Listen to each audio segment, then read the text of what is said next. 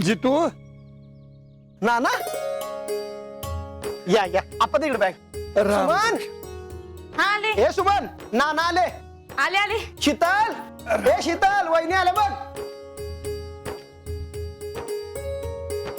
नाना पाणी आण ये काय पाय दुखले का माऊलीचे हा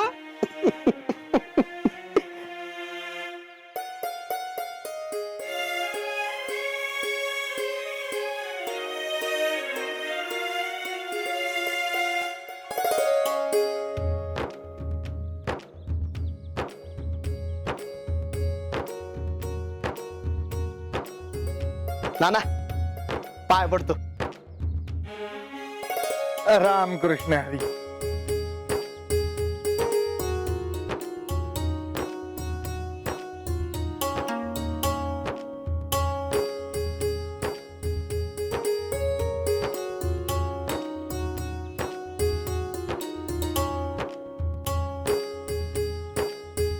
रामकृष्ण हरी.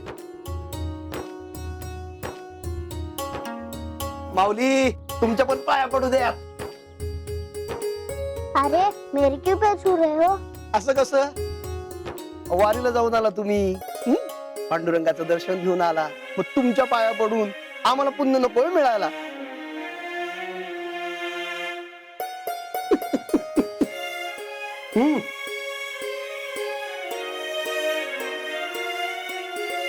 शीतल दीदी तू भी मेरे पैर छू पुण्य मिलेगा. पडते की तसं मी रोज पडायला लावतोच.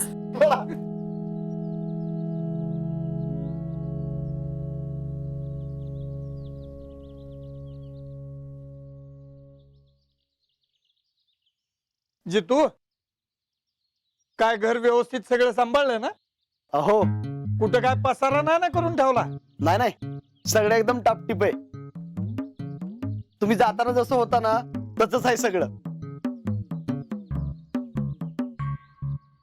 शीतलनं काय कामाला हातभार लावला नसलच.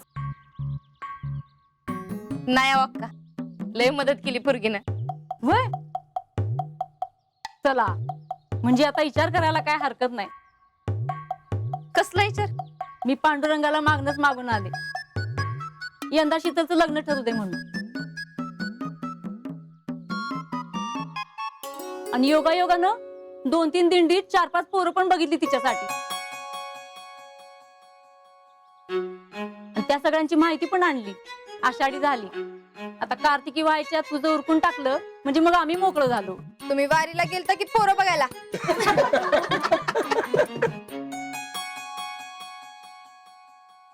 अगं उषा आल्या आल्या काय विषय काढतीस. बर चला सुमन तो पंढरपूरवरनं प्रसाद आणलेला आहे ना तो सगळा वेगळा काढून ठेवा. हो ठेवते की. आता गावकरी पाहुणे मंडळी या 2-4 दिवसात येतील ना दर्शनाला त्यांना द्यायला बरं पडेल नाही का. हो नाना गुढीशा आणली आणली की. आणि बत्तास आणलं तुझ्या आवडीचं सगळं आणलं. नाना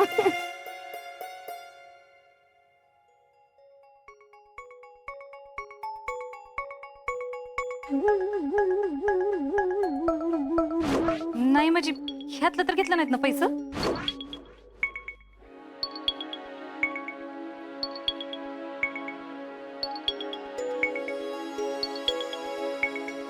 अजिंक्य बाहेर चाललात का? मग एक काम कराल का एवढी पिशवी सुमीकडे देता का?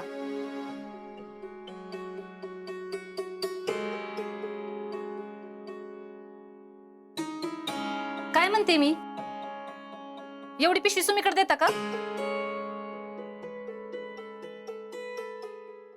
आजा अरे काय विचारती ती?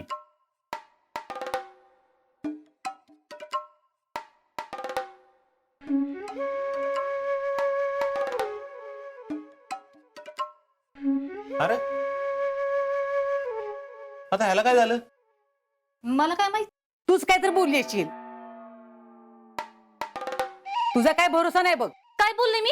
मग आमच्या सगळ्यांशी बोलतोय, मग तुझ्याशी का ग बोलत नाही? आता मला काय माहित असं काय वागले मी की माझ्याशी सगळं असं फटकन वागतात? तेच कळणं झालंय. मी बोलायचं राहिलं आणि जी काय असं ती तुम्हीच बोलताय मला, कारण सगळं ऐकून घेते ना मी. अगं तसं नाही म्हणायचं तिला. त्यांना काय म्हणायचं ना, सगळं कळतंय मला. एवढं सगळ्यांसाठी करते मी, सगळ्यांशी चांगलं वागते मी, आणि तरी बी मी काय बोलले नसताना माझ्यावर असं आळ घेतात. एवढ्या वर्ष अजिंक्यसाठी काय काय केलं, खायला प्यायला घातलं, लहानाचं एवढं मोठं केलं. अहो एवढं पैसे घालवलं की आर्मीच्या भरती पायी त्या जेडीच्या नावावरच. गप्पच बसली ना मी, आणि ह्यांनी पैसे देऊन ताईचं दागिनं सोडून आणलं, तरी बी काय बोलले का मी? हे कसं बी वागतात तरी बी मी आपलं म्हणते, जाऊ द्या, बिनाई बापाचं पोर हाय, उगाच कशाला मन दुखवायचं. आईच्या माघारी एवढं सांभाळलं मी, एवढा जीव लावला, तरी बी असंच वागतात माझ्याशी. माझी चुकी झाली, या घरासाठी मरमर करते मी, आणि उठता बसता सगळेजण बोलतात मला आपलं.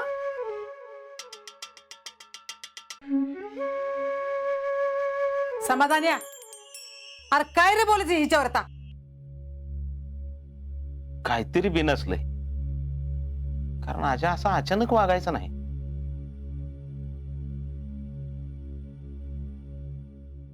भाईसाहेब,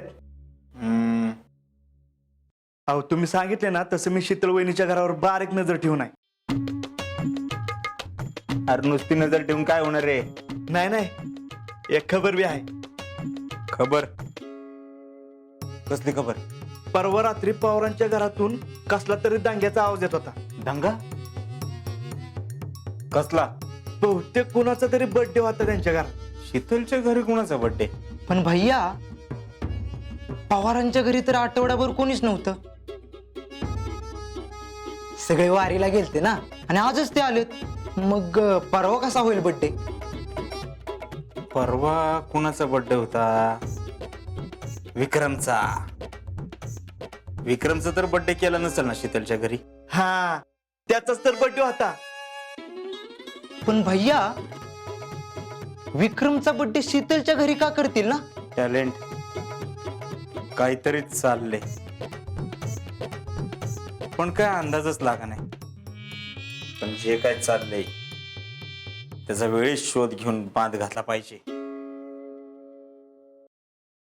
भैया, एक न्यूज कळाली. कसली न्यूज? आपण थिएटर मध्ये पिक्चर बघायला गेलतो बघा, तिथलं सगळं सीसीटीव्ही फुटेज मी बघितलंय.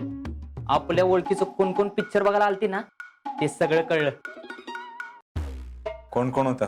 विक्या, रावल्या, आजा, शीतल, शीतलची काकी, जितू काका, आणि आमची यास्मिन. अनेक कोणतर पोरगी बी होती. त्या पोरगीची माहिती काढतोय मी.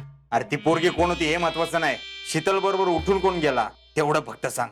शीतल भाभी बरोबर 100% आजाच होता.